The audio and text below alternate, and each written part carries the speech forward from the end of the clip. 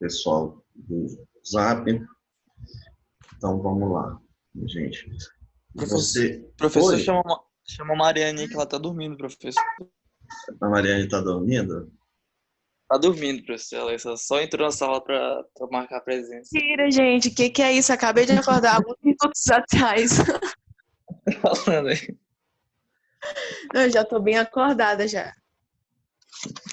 Ela deixa só ligada aí. Tem gente que tá fazendo muito isso, né, durante a... Não, eu só não vou mostrar vídeo aqui, porque eu não tô muito legal assim pra se mostrar agora, mas tô bem acordada. Eu acho que é isso que ele quer que tu mostre, Mariana, o vídeo.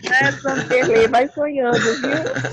Vai sonhando. Ele tá já sofrendo isolamento, já ele quer ver gente. Eu também acho que é isso, ó, professor.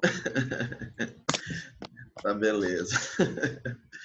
Então, Rapaz, gente... eu já acordei foi cedo. Tomei um draminho, dormi 10 horas. 5 da manhã já tava em pé. Não, professor, é porque o Vanderlei, ele não dorme. Eu me assusto, às vezes, com as mensagens que eu recebo dele de alta noite, às vezes até de madrugada, se eu não estou enganada. Eu fico, meu Deus, o Vanderlei não dorme. 1 da manhã é cedo, pô.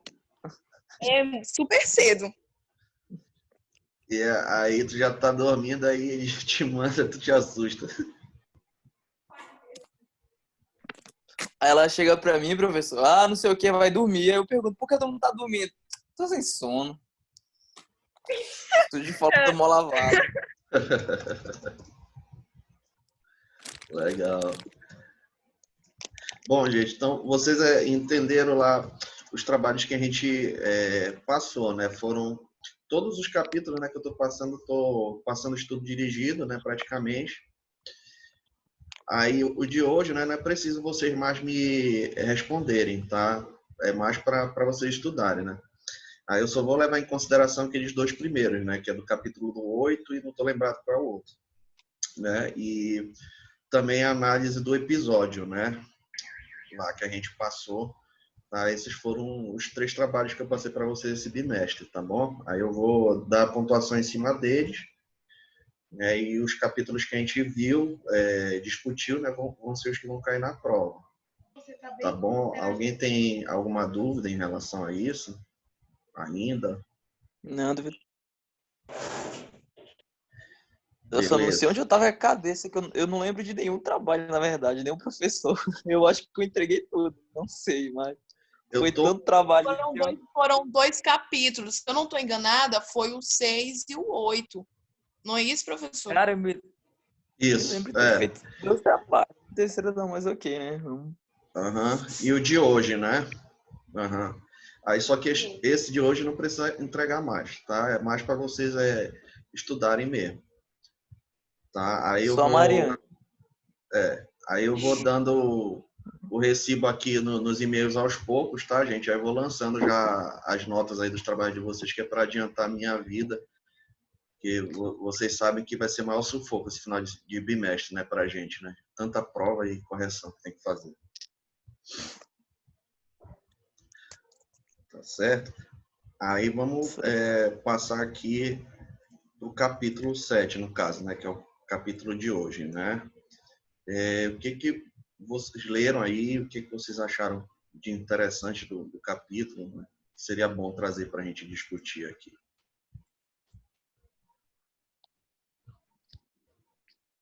O professor tava lendo aí, eu não via muita relação do que eles colocaram incesto nesse capítulo de violência. Sim. Ele tá meio que situando que, tipo, é uma forma de violência familiar, tipo isso. Não deixa de ser, né, uma forma de violência familiar, né? Primeiro porque é um tabu, né, algo que é proibido, né? Mas não deixa de ser uma violência, né? Mas ele vai, porque ele vai explicando isso aos poucos, né? Para tu entender o mecanismo da violência, né? Que está ligado aí ao incesto, né? Tem que dar uma lida aqui lá pro início, né? Para entender como essa violência ela vai agir de várias maneiras nas pessoas, né? E como as pessoas vão sendo influenciadas por isso, né? Acho que é isso que é a importância desse capítulo aí. E, tipo, tem uma parte que ele fala que o que impulsiona, né, a pessoa a agir com a violência. Eu achei interessante quando ele fala sobre a descarga de energia psíquica, que também pode se adequar muito ao que nós estamos vivendo agora, né? O estresse de não poder sair de casa, muita coisa acumulada. Às vezes a pessoa pode ter essa tendência, sabe, à agressividade por conta disso. Isso é verdade, porque como a gente viu, né, o livro ele tem aí duas vertentes, né, a da psicanálise, né, que é muito usada dentro do direito, né, e a comportamental. Se a gente for pela vertente da psicanálise, né, a psicanálise diz que nós buscamos o prazer e evitamos o desprazer, né? Então, o que está acontecendo nesse período agora do isolamento, né? Nós estamos muito tensos, muito estressados, a gente está acumulando muita carga psíquica, como você disse aí, e a gente não está dando vazão para essas energias aí. Né? A gente não está podendo conversar, a gente não está podendo sair, a gente não está podendo namorar, a gente não está podendo fazer nada. Né? E isso aí está afetando, né? Pelo lado negativo. E aí a gente está vendo aí que tem muitos casais que estão se separando, aumentou o número de violência, né, dentro de casa também, né?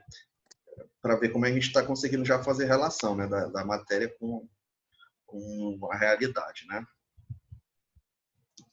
Pode separar agora não, professor, não tem para onde ir. Pois é, né? É isso que eu acho engraçado, né? As pessoas estão...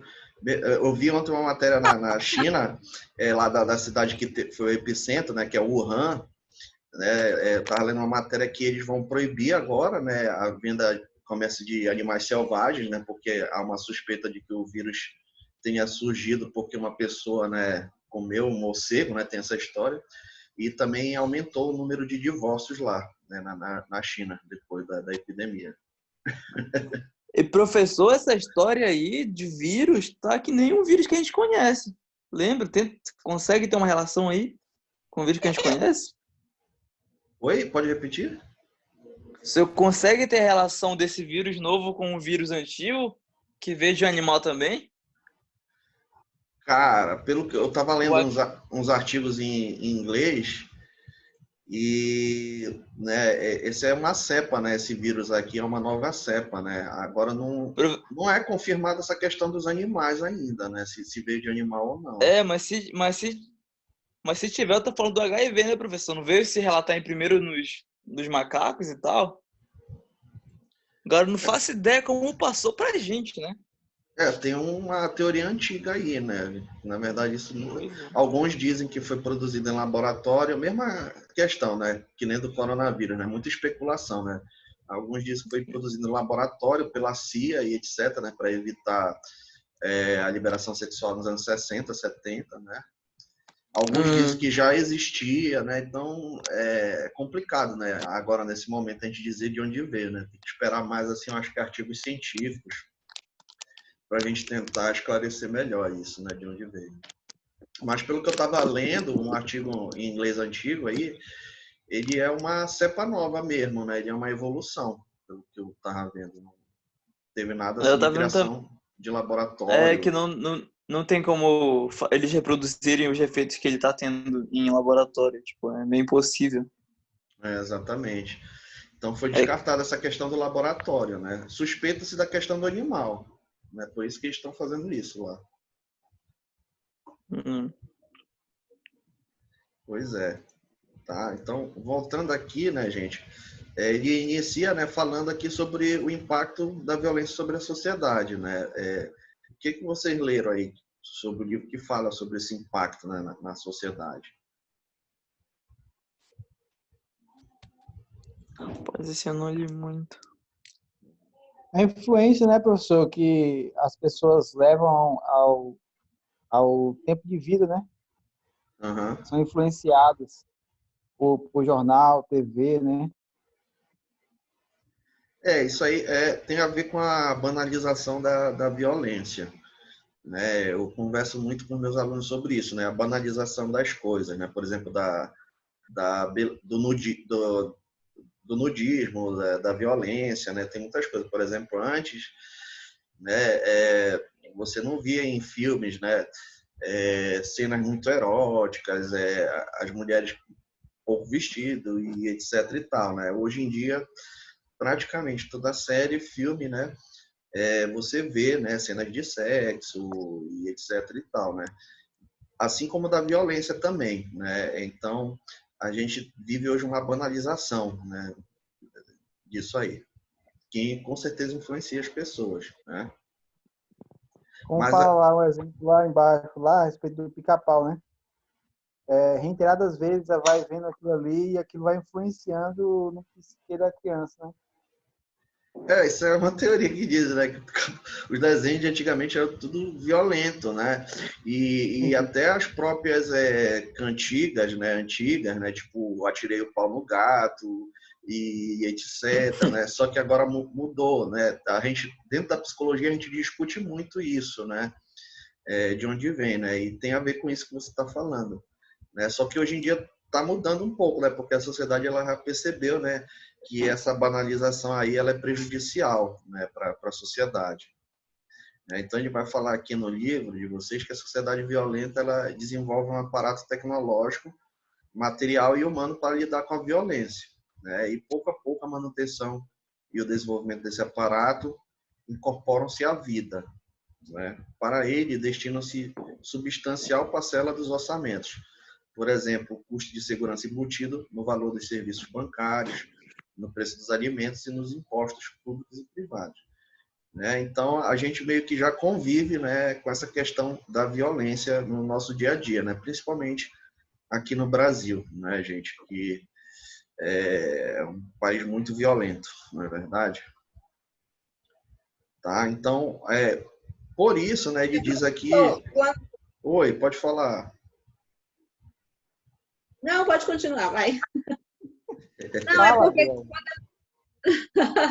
quando eu estava lendo esse parágrafo aí, eu com essa parte aí, fiquei pensando assim, na questão que assim, existe uma maior a tendência é que se exista socialmente, né, uma maior preocupação com as violências físicas, né, do que mesmo com a violência moral e ética, né, que muitas vezes elas são deixadas à parte. E aí assim, elas envolvem muito a questão psicológica, né? E assim, eu entendo que afeta tanto quanto, né, ou até mais do que as físicas, umas vezes que elas não são tão perceptíveis, né? E a convivência social, como o colega colocou aí, ela também é uma violência que eu acho assim de extrema relevância no nosso meio, né? Isso, aí ele vai falar aqui dos diferentes tipos de violência, né? Essa violência psicológica também, né, ela acontece muito, né? A gente vê aí pelas internet da vida, né, as pessoas se degradando aí na internet, né? Isso é uma forma de violência, né, para mim, né? Não sei o que vocês pensam, né? E que muitas vezes causa mais danos, pelo fato de ser psicológica do que a física, né? Por exemplo, professor, um fato daquele lá, como aquele rapaz foi agredido, o exemplo que deu aí no texto aí, né?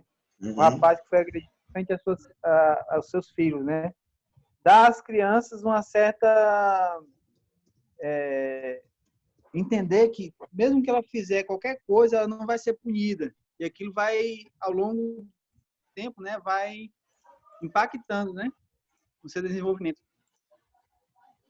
Isso também, né? E por isso que a gente tem que pensar as maneiras como a gente trabalha a violência hoje em dia, justamente pensando, né, nas crianças, né? Então, voltando aqui no livro, gente, então ele diz que a gente tem um ciclo vicioso aqui, né? Porque a luta contra a violência torna-se atividade de sobrevivência. Os que integram esse processo trabalham não apenas para conter a violência, como também para defender suas atribuições, aperfeiçoá-las e perpetuá-las. E não há como dissociar a delinquência da violência, pois todo ato de delinquir contém uma expressão dela, ainda que indolor do ponto de vista físico, invisível e simbólico. É significativo que a maior parte das ações destinadas a contê-la contemple esse tipo de manifestação. Então, o que ele está querendo dizer com isso aqui? Quem conseguiu entender?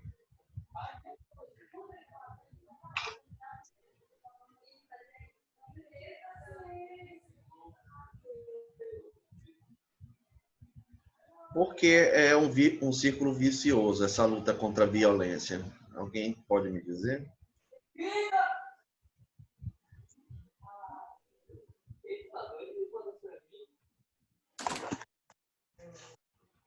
Às vezes, até pela própria convivência, se torna um ciclo vicioso. Uhum. Isso, em que Às sentido? vezes, Acho que também que na vontade de se defender, a gente também acaba praticando de alguma forma a violência. Esse também se torna um ciclo vicioso nesse sentido.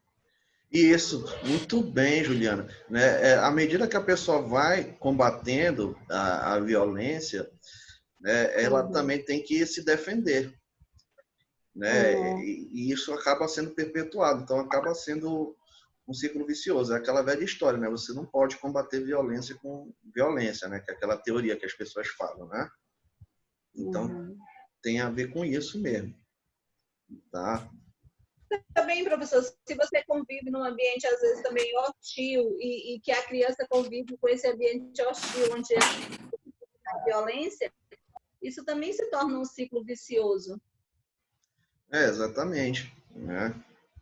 E aí, essa luta aí contra a violência acaba sendo frustrada, né? Então, ele vai continuar aqui. Entretanto, a violência contra a ética ou contra a moral não perde seu estatuto, porque não ocasiona fraturas em pessoas. Ela provoca rupturas na frágil epiderme das crenças e dos valores dos fundamentos da convivência social. Uma análise em profundidade, que foge ao escopo desse livro, revelaria que a violência física é o resultado indesejado da violência contra a ética e contra a moral. Em resumo, todo crime constitui um ato de violência contra a humanidade, e assim deve ser encarado, ou não se caminha em direção à convivência pacífica, que não é utópica. Tá?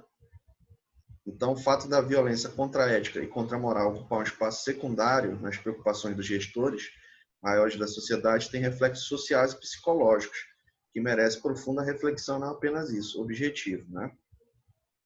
E aí ele começa aqui falando sobre agressividade e violência. Aí tem essa frase aqui do Humberto Jéssica, né? Meninos de rua, delírios de ruínas. Violência nua e crua, verdade clandestina. Delírios de ruína, delitos e delícias. A violência travestida faz seu trotuar, muros e grades. Então, qual é a relação que existe entre agressividade e violência, gente, que o livro coloca? Vocês conseguiram descobrir? Porque a agressividade é uma coisa que está em todos nós, é tipo como se fosse um instinto natural. E a violência seria, no caso, a reação dessa agressividade. Enquanto a agressividade seria a ação, a violência poderia ser classificada como uma reação. Eu penso assim, né? Isso, muito bem, Mariana. Né? Então, a agressividade ela é um sentimento que é realmente natural do ser humano, né? Assim como o medo, ou então a felicidade e etc. Né? Todos nós vamos sentir uma vez ou outra na vida, né? A raiva, né? Vamos sentir, eu quero matar, né? Aquela pessoa, né? Ou então quero matar aquele professor, né? Algo desse tipo. Né? Só que na nossa sociedade, essa demonstração de agressividade, ela não é muito aceita, né? Por quê? Porque isso aí pode ser encarado como uma violação de direitos aqui, né? Pode ser algo antiético ou imoral, não é verdade? Uma pessoa agredir a outra hoje em dia. Concorda?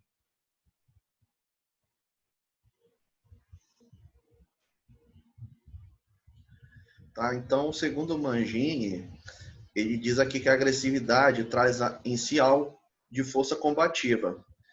É um comportamento adaptativo e instinto de vida. Trata-se, pois, de uma característica de personalidade. À medida que se manifesta no comportamento habitual do indivíduo, verifica-se na pessoa muitas vezes percebida como irritante e desagradável, que defende com grande ênfase seus interesses, que vai além do comportamento habitual, a ponto de intimidar os que com ela concorrem, contudo sem transgredir, contudo, regras legais e sociais e mantendo respeito à integridade física e psíquica dos demais. Então, gente, como está colocando aqui, a agressividade ela é algo que a gente traz com a gente, né? É um comportamento adaptativo de defesa. nosso, né? É uma defesa, né? E isso a gente vê muito hoje em dia, né? Porque ele coloca aqui, como é que a gente observa a agressividade nas pessoas, né? São aquelas, né, que muitas vezes são aquelas pessoas que a gente considera irritantes ou desagradáveis, porque elas defendem os seus pontos de vista, né? Chegando muitas vezes pouco a intimidar as outras pessoas, né? Mas sem transgredir certas regras legais ou sociais. E a gente vê muito isso hoje em dia, né, gente? As pessoas hoje elas querem defender, né, seu ponto de vista de qualquer maneira, né? As pessoas elas estão muito agressivas hoje em dia, né? O que vocês pensam disso? É atual? É verdade. Tipo, até no modo de falar, da entonação. Numa discussão, geralmente, a pessoa, ao invés dela aumentar o nível de argumentação dela, ela altera a voz. Geralmente as pessoas, a gente não pode falar nada, porque as pessoas já vêm com tudo e são agressivas. Eu acho que a sociedade está bem assim hoje em dia. Isso, exatamente. Então, só um instantinho, estão ligando aqui. Plenamente com a Maria.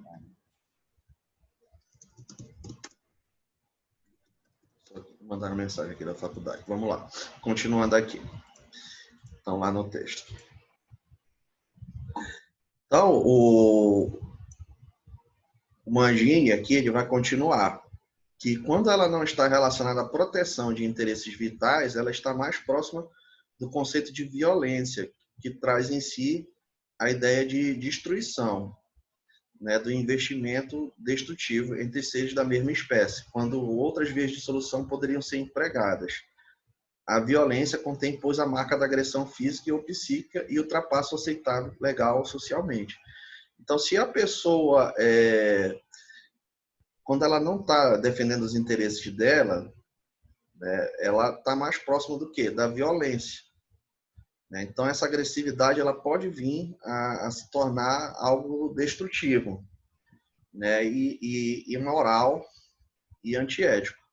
Quando é que acontece isso, né? O que vocês leram aí no texto que fala dessa transição da agressividade para a violência? Agressividade é quando é algo normal, digamos assim, corriqueiro, né, professor? E a violência geralmente é algo contra a lei, né? Que fere os princípios moral. A agressividade ela é considerada ainda, né, algo comum porque é algo do desenvolvimento da pessoa, né? Uma defesa. Às vezes a pessoa não tem uma opinião, mas a opinião dela não está muito bem fundamentada, e aí vem outra pessoa e detona, e ela tipo se defende tentando justificar, né? Então isso aí ainda é aceitável, né? Apesar de que às vezes eu acho que as pessoas estão extrapolando um pouco, né? Mas ela é aceita por quê? Porque ela não transgride nada, né? No sentido ético, você não está ferindo, você não está machucando uma pessoa, né? Mas já a violência não. Né? O problema da violência é que ela vai gerar uma situação jurídica, não é verdade? Então ele vai falar aqui, né, que a agressividade ela é inerente de todo ser humano, porque ela garante o quê? A sobrevivência e a disposição para vencer obstáculos. Já a violência apresenta-se quando a pessoa não consegue canalizar a agressividade, que é o que eu sempre falo assim quando eu trabalho com adolescente, né? Que adolescente ele tem muita energia, só que ele não sabe canalizar essa energia e geralmente às vezes isso passa aí para agressividade, né? Tá? E aí a agressividade para atividades produtivas, né? Você pode usar. Isso aí vai causar uma desestabilização dos mecanismos contensores, né? Que é a impulsividade e a baixa tolerância da frustração. Então a pessoa, o segredo para entender a agressividade é que a pessoa ela está desestabilizada, né? E por ela estar desestabilizada, os mecanismos que o cérebro tem de conter, né, a agressividade, eles acabam ficando descontrolados. E aí a pessoa passa a ser impulsiva e ter baixa tolerância a frustrações. Tá? Isso aqui que é o segredo para entender a violência. Aí a gente poderia falar muito mais coisas, né, de mecanismos cerebrais que estão ligados a isso aí também, tá? Que mais, gente? O que é a impulsividade aí que ele fala? Agir de forma involuntária pode ser também impulsividade, né? Isso, a impulsividade é de forma involuntária. Exatamente. Ele fala aí da questão da emoção negativa, né? Que domina, né? A questão da raiva, por exemplo, né? Isso, é a questão da energia canalizada, né? Que a pessoa não consegue mais conter, né? Ela está assim, num nível de agressão tão grande, né? Que ela já perde aquele controle, né? E aí ela já parte para a violência, né? Mas explicando a grosso modo seria isso. Ela demonstra, né, segundo ele, demonstra uma impulsividade de alguma emoção negativa e acaba não tendo domínio daquela emoção, né? Isso. E aí passa para a agressividade, né? Exatamente. Ela vai falar aqui, ó, o comportamento do agressor demonstra impulsividade quando alguma emoção negativa domina. Sempre a questão toda são as emoções, né, gente? Se a gente não souber quais são as nossas emoções, não se conhecer, né, o suficiente, a gente acaba sendo dominado por elas, né? Então, às vezes a pessoa não domina a emoção, aí vem a raiva, né? E aí a pessoa regride, né, a estágios primários do desenvolvimento psicológico e prevalece o egocentrismo. Vocês que têm crianças, né, irmãos pequenos, os irmãos pequenos de vocês já não passaram por uma fase dentro da psicologia que a gente chama de fase egoísta, que tudo é para eles, tudo gira em torno deles e etc. Já perceberam isso?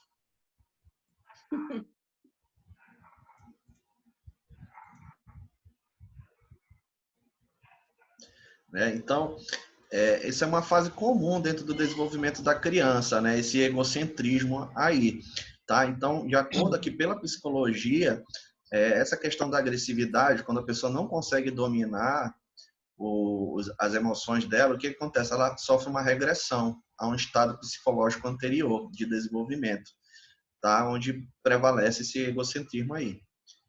Tá? E não há direitos para o outro, realmente, né? Aí ela não vai respeitar mesmo a opinião da outra pessoa.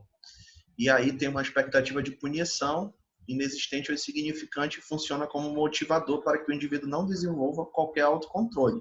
Então, o que acontece? Muitas vezes, quando as pessoas são violentas, elas não são pegas, né? Ou acontece alguma coisa, ou elas fogem, né? E aí, isso aqui acaba sendo motivador para que a pessoa não desenvolva esse autocontrole, né, e continue a agir violentamente. Tá? Então, ele vai falar aqui nas crianças, né, como é que ocorre isso. Né? A gente vai perceber isso nas crianças através de sentimentos de insegurança em relação ao convívio social. Pessoas passam a ser percebidas como potenciais agressoras. E a perda do sentido de proteção que a família, em especial o pai e a mãe, lhe proporcionam. Né? Se o pai pode ser ferido sem que nada aconteça, o que não poderá acontecer com elas mais frágeis e indefesas? E ideias paradoxais a respeito de valores com respeito ao próximo e à convivência pacífica. A percepção de que um comportamento civilizado recebe a recompensa da agressão é inexplicável para o pensamento lógico de uma criança. Né? Então, muitas vezes acontece isso. Né? Não teve aqui a história lá do enfermeiro que foi agredido, aqui no Brasil? Né? Então, muitas vezes essas ideias paradoxais aí, elas favorecem a violência, né? Porque a percepção, aqui como ele está dizendo, a percepção de que o comportamento civilizado recebe a recompensa de agressão é inexplicável para o pensamento lógico de uma criança. Então, imagina uma criança vendo isso, né? Tá todo mundo passando por essa situação de isolamento. Né? Aí a gente vê que quem está assim na frente de batalha são esses enfermeiros e etc, né? Que estão sofrendo pra caramba. Aí dá um nó na cabeça da criança, né? Ela vê, fica meio contraditório, né? Ele está ajudando, mas ele está sendo agredido, né? Então, como é que fica isso, né? Tá dando para vocês entenderem? Tá sim, professor. Beleza, então. Tá? Ou então certos valores mesmo, né, que são passados pelos pais, né, tem tudo isso assim, né. Às vezes os pais falam, olha, você não pode andar com tal determinada pessoa, né, e você, inclusive você pode bater nela e etc, né, tem certos valores também que são passados pelos pais que acabam influenciando também. Professor, Oi. é aí onde eu estava falando anteriormente, naquela minha fala, com relação a essa questão da prevalência, né? Com relação à prevalência da questão da violência física, que por mais que exista uma preocupação da sociedade, não digo só às vezes por parte dos governantes, mas às vezes até por parte da família, com relação à violência física, né? Nesse sentido dessa prevalência, mas assim, a violência moral e a ética, às vezes elas são deixadas à parte, mas como está dizendo aí o próprio material, né? Seguramente o dano moral ocasionado às crianças supera em muito o dano físico do pai, né? Ou seja, de modo geral, é muito mais fácil se superar esse dano físico do que propriamente o dano moral ou ético, né? Ou a própria violência da convivência social. Exatamente, né? É aquilo que eu digo, né? Eu sempre faço comparação, né? O que é mais cansativo, né? O cansaço físico ou o cansaço psicológico? Eu costumo fazer essa comparação, até porque eu gosto de treinar esporte também, né, gente? Então, o físico, né, gente, quando você se sente cansado, estourado de fazer esporte, você vai descansar, né, se cuida da saúde e ele tá ok, né? Agora, o cansaço psicológico, né, ele é algo assim que muitas vezes a gente não consegue reverter e fica lá, né? E vai acumulando. Né? Então, eu costumo às vezes dizer que o cansaço psicológico ele é às vezes pior do que o físico, né? Exato. Então, nesse caso aqui, né, a criança, como ela não tem uma estrutura ainda, né, psicológica formada, como a gente, né, esse dano moral, ele com certeza ele vai afetar muito mais ela, né? Tá? Então, a primeira pergunta foi, né, pode se associar o ato de delinquir ao prazer psicológico do seu exercício, né? Então, pode se associar, gente, esse ato de delinquir ao prazer psicológico? O que vocês acham? O que vocês leram aí no livro? A gente diferenciou aqui a agressividade da violência já, né? Mas será que existem pessoas, por exemplo, que sentem prazer ao causar violência a outro? O que vocês acham? Professor, nesse caso aí dessa extravasar, né? Por exemplo, estar no momento de raiva, aquela forma de violência ali é uma sensação, eu acredito que seja a sensação de alívio, né? Então, eu acredito que libera um determinado prazer. Eu acredito, né? Esse processo. Naturalmente, né, ela descarrega uma tensão, correto? Que é isso que a psicanálise fala, né? Que nós, dentro do aparelho psíquico, nós acumulamos tensões, né, do dia a dia. Né? E aí a gente tem que descarregar essas tensões, né, ou buscar prazer dentro dela. Né? Então, o natural seria a gente descarregar, né, essa agressividade aí que a gente vai acumulando durante o dia. Mas pode acontecer ao contrário, ao invés da pessoa se aliviar com isso, ela pode sentir prazer por causar violência na outra pessoa? O que vocês pensam aí, né, também baseado no livro?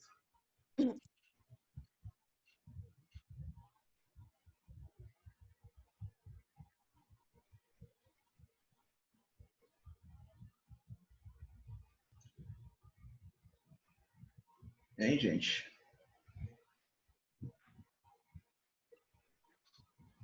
Bom, ele vai falar aqui nessa parte 7.3, a parte teórica, né? A questão que eu estou falando para você da psicanálise, né? O mecanismo de defesa inconsciente, a questão da descarga de energia psíquica aqui, né? A percepção. Aí depois tentem dar uma lida, né? Para vocês entenderem melhor, né? Como acontece. Oi, pode falar. Mas a resposta, professor, seria... Vamos à resposta agora. Não, eu quero ouvir vocês, pô. Eu quero ouvir A Delma tem a resposta. Eu quero ouvir vocês, pô. Vocês são Eu muito quero ouvir espertas. Eu vou Eu quero falar. ouvir você. Eu vou falar, mas eu quero ouvir primeiro vocês.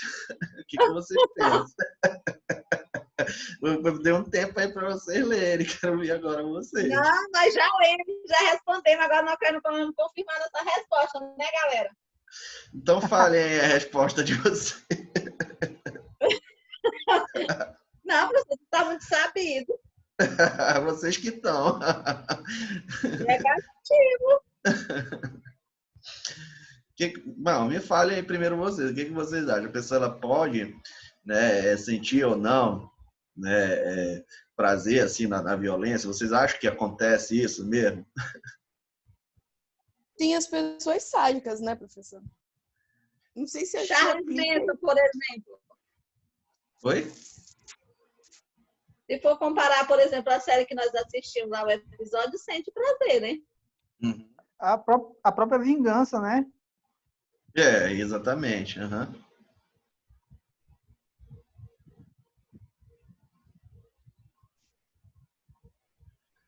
Tá. Então, bora lá tentar explicar isso aí. Vamos tentar explicar aqui através do mecanismo aqui, né? Então, o comportamento agressivo ele não se transforma necessariamente em violência. A convivência com a agressividade facilita a evolução do primeiro em direção ao segundo.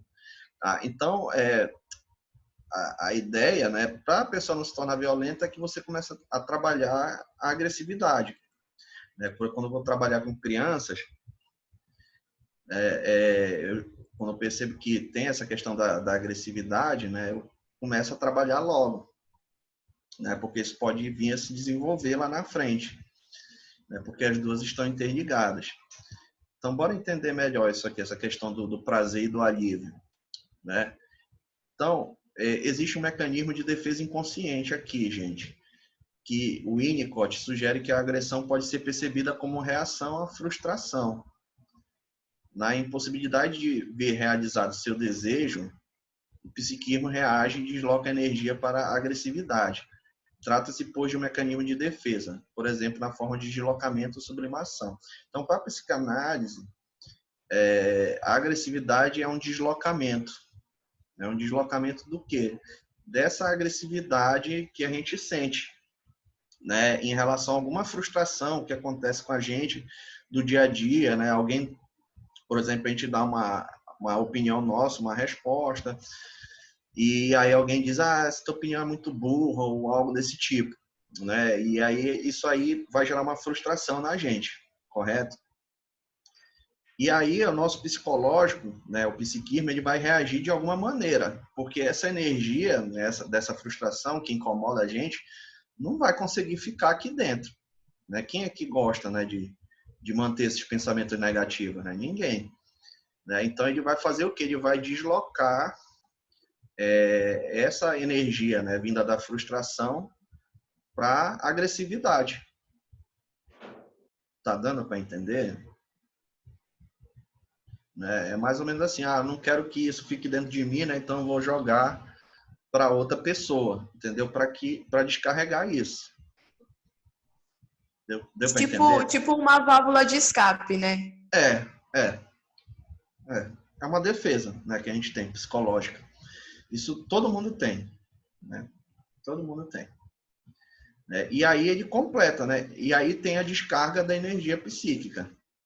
Né? Esse mesmo autor aqui, o Winnicott, ele sugere que a agressividade ela constitui uma fonte de energia do indivíduo, tá? E a intenção de realizar algo manifesta-se de maneira mais ou menos violenta.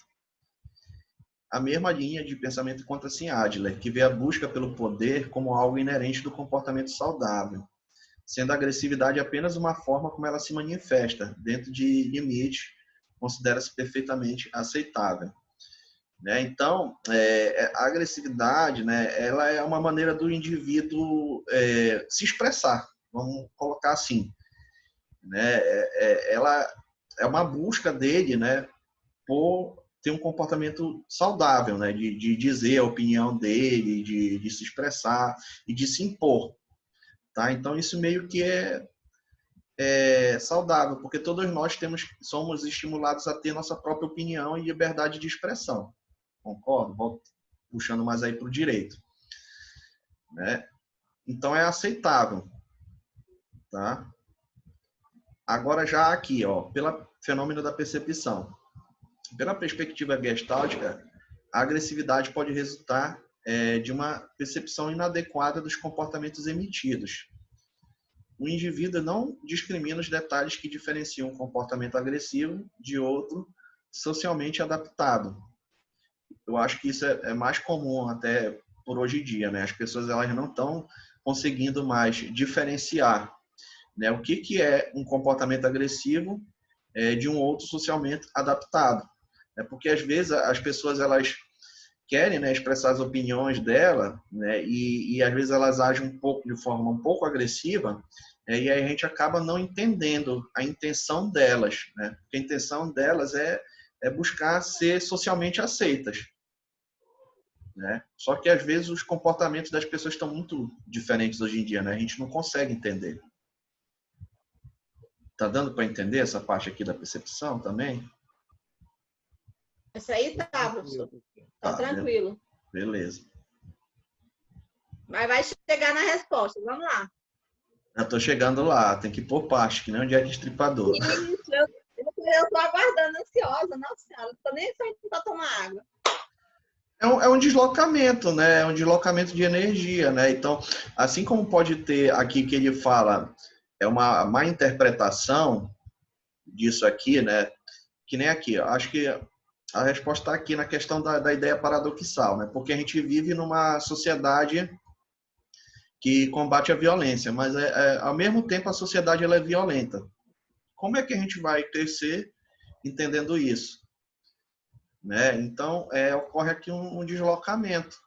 Né? Ao invés de a agressividade ser encarada como uma defesa, né? Como uma descarga de energia, né? Para algumas pessoas elas começam a interpretar isso como algo normal, como algo banal. Né? E aí, a partir daí, elas começam a obter prazer disso aí como algo comum. Entendeu? É essa contradição aqui que ele fala no início, né, da sociedade combater a violência com formas violentas, acaba gerando esse conflito na gente, né? E essa má interpretação. E aí as pessoas começam a interpretar errado, e eu acredito que sim, né? Tem algumas pessoas que, devido a esse mau desenvolvimento, né, que tiveram, elas começam a achar que a violência pode dar prazer para elas, né, nesse sentido aí. Ou então porque nunca foram... Ou então também porque nunca foram punidas, né, por isso, né? Vamos falar assim, por exemplo, né, hoje em dia não está tanto comum, mas antigamente, por exemplo, a pessoa era casada, então praticamente ela era dona da outra pessoa, né? E a vida íntima do casal não podia ser revelada a público, né? Então isso de certa maneira reforçava certos comportamentos violentos das pessoas, né? Porque o homem, por exemplo, ficava subentendido que ele podia, ele era dono, né, da sua esposa, ele podia fazer o que quisesse com ela, né? E que não ia acontecer nada, né? Então, mas como foi isso? Foi um modelo social que era, como vamos dizer assim, aceito, né, pela maioria das pessoas, né? Hoje em dia não mais, né? Porque começou-se essa parte aí particular, né, da vida das pessoas começou a ser exposta mais, né? E aí começou-se a perceber que a violência, né, dentro do casamento, e aí começou a melhorar. Tá? Aí ele vai falar aqui do pica-pau, né, que o Sanderley falou, né? Cadê o pica-pau? Tá aqui. Ó, a questão da percepção aqui. O caso clássico já analisando por muitos estudiosos. Os desenhos do pica-pau, caracterizados pela violência gratuita e continuada. As experiências conduzidas demonstraram ad nauseam que as crianças que os assistem mostram-se ansiosas e agitadas, envolvem-se em brigas e comportam-se de modo mais violento de que aquelas que assistem a desenhos que pacificam e tranquilizam. Tá? Então, tem vários estudos, eu nem sabia, mas tem estudos sobre isso, tá? De crianças que assistem o Pica-Pau e outros tipos de desenho. Então, o que acontece? Acontece uma alteração na percepção dessas crianças. Elas começam a ver o Pica-Pau, então elas começam a achar que é normal bater nos outros, que é normal ser violento. Tá entendendo? Então, a percepção da violência ela é afetada pelo quê? Pelos traços, pela estética e pela estética do que é visto. O cérebro ele vai absorver essa estética e desencadear comportamentos compatíveis com ela. Tá? Então, se é algo rotineiro, tipo ela vê todo dia o Pica-Pau, né? Então o cérebro dela vai começar a interpretar justamente que é normal, né? Bater nos outros, é normal ser violento. Convívio. Uhum. É o convívio aí, né? É o convívio, exatamente. Tá? Então, diversas medidas foram realizadas por organizadores de espetáculos e por estudiosos, indicando que a observação de imagens que remetem à violência, ainda que não praticada intensamente, segundo o estilo do Pica-Pau, também provoca ansiedade e desequilibra de diversas formas o organismo. Então, a gente pega aí, por exemplo, o que a gente está vivendo, né? Toda hora é notícia sobre Covid, número de casos, né? Secretaria de Saúde lança número de casos, né? Aí tu vai no UOL, notícia do presidente falando sobre o Covid e etc. Então, por onde a gente está cercado por isso. Aí o que está acontecendo com a gente, né? Está ficando algo rotineiro. Então, como é que o nosso cérebro está começando a interpretar isso, né? Todo mundo está começando a ficar ansioso, com medo, se sentindo um pouco deprimido, né? Mas por quê? Por causa dessa exposição que todos nós estamos tendo a isso, né? Tá dando para fazer a relação agora? Aí ele vai falar aqui que os efeitos desses estímulos não são de longa duração, contudo, pela exaustiva repetição, elas vão construir uma nefasta percepção voltada para a violência. No mínimo, predispõe o sujeito para ser vítima de condicionamento e modelos socialmente inadequados. Tá? Então, assim, não quer dizer que a pessoa que só vê filme, desenho violento ou joga videogame violento, que ela vai ser violenta, né? Mas o problema é essa repetição aqui, né? Que pode alterar a percepção dela em relação à violência. Ela pode começar a interpretar que é normal isso, de um tempo mais lá para frente, né? Tá bom? O que mais aqui tem? Qual foi a outra pergunta aqui? Quais são os fatores que contribuem para que um indivíduo venha a delinquir? O que vocês responderam aí? Os fatores.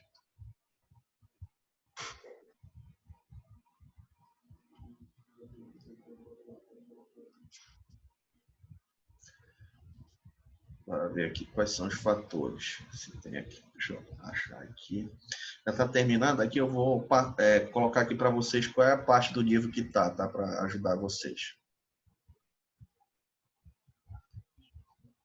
Os fatores, eu acho que vão ser esses aqui mesmo. Aqui.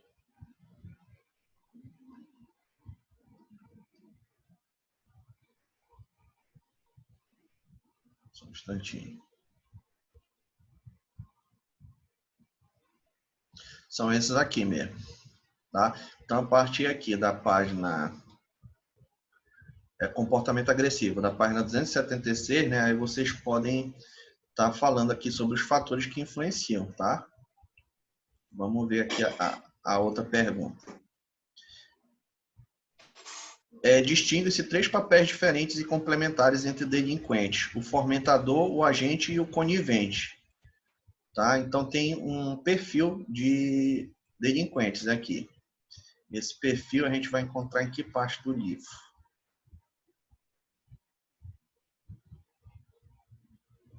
Está aqui para baixo.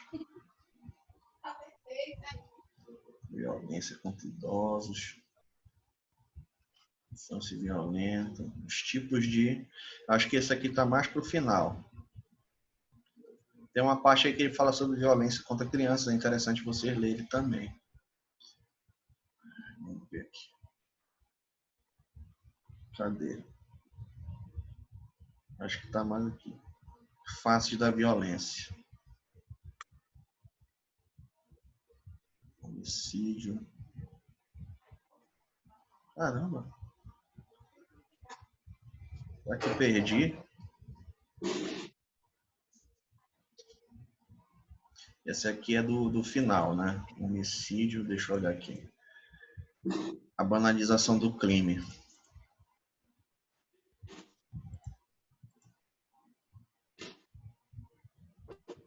Vamos ver aqui.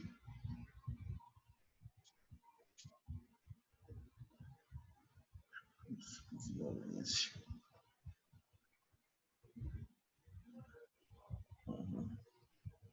Só um instantinho, gente.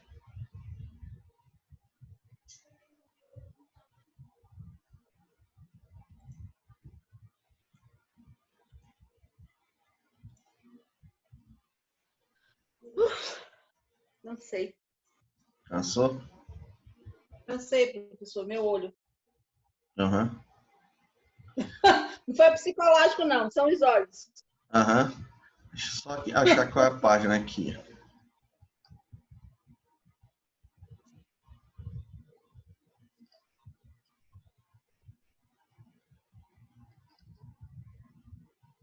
Cirino.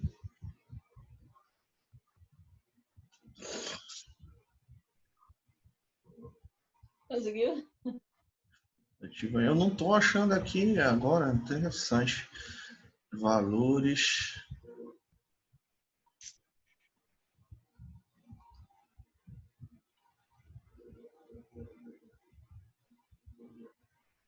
Valor, transformações de valores, efeitos motivacionais.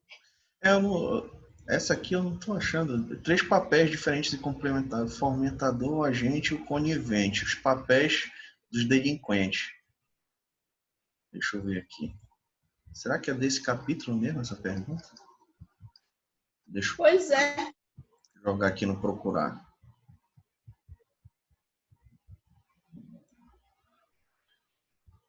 Delinquente. Deixa eu ver se eu acho aqui no procurar.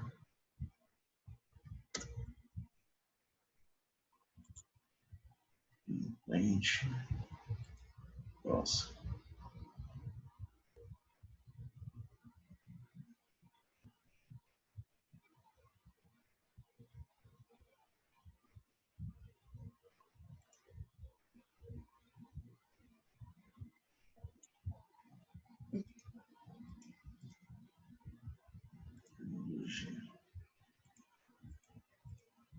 Caramba, eu não tô achando aqui não. Esse aqui. Tu achou aí, Delma, esse? Não, ainda não, estou procurando. Bom. Mas enfim, depois eu dou uma olhada com calma, porque já está terminando aqui o nosso Só horário. não vai colocar na prova antes da gente achar. Tá. E não, eu vou dar uma olhada depois com calma, porque já está terminando aqui. Aí eu estou vendo na Eu pressa. vou dar uma lida aqui até o final. Tá bom, beleza. Mas a última pergunta está ali no final do texto, né? Que é a questão da banalização do crime, né? Que a gente já falou, né, sobre isso também, né? Que a sociedade ela combate o crime, né? Mas aí a gente vê nas novelas, né? A gente vê nos programas, a gente vê aí na internet, né? Como é banalizada essa violência, né? E isso aí acaba influenciando também para as pessoas serem mais violentas também. Então, quero que vocês escrevam um pouco sobre isso, tá? Mas está mais ali para o final do capítulo também. Tá bom, gente? Aí, qualquer coisa vocês me procuram durante a semana para tirar as dúvidas do capítulo aí. Tá bom? O incesto. Estou procurando, professor, estou procurando. Eu vou dar uma olhada com mais calma à tarde, aí eu passo para vocês. Tá? Deixa eu passar lá a segunda chamada, que senão o pessoal vai reclamar. Tá, gente? Então, obrigado, tá? Bom dia aí para vocês. Valeu, bom Para dia. você também, professor. Obrigado. Tchau, tchau.